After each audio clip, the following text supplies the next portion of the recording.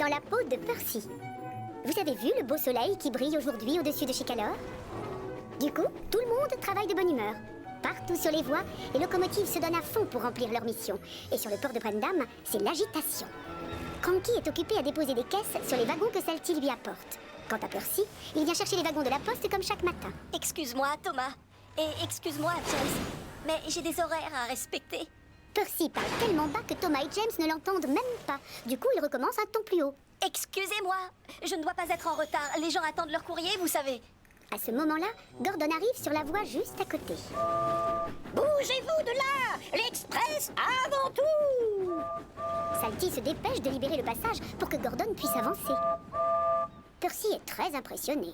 J'aimerais crier aussi fort que Gordon. Comme ça, tout le monde me laisserait enfin passer.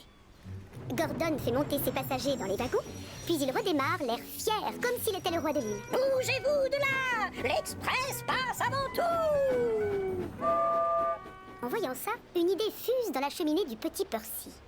Je dois faire beaucoup de bruit comme Gordon. Comme ça, les autres me remarqueront et ils me laisseront passer. Alors, Percy appuie à fond sur ses pistons, il prend une grande respiration et siffle aussi fort qu'il le peut.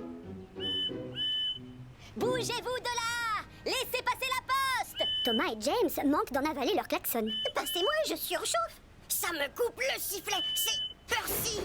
Les deux locomotives démarrent à toute vapeur pour lui libérer le passage.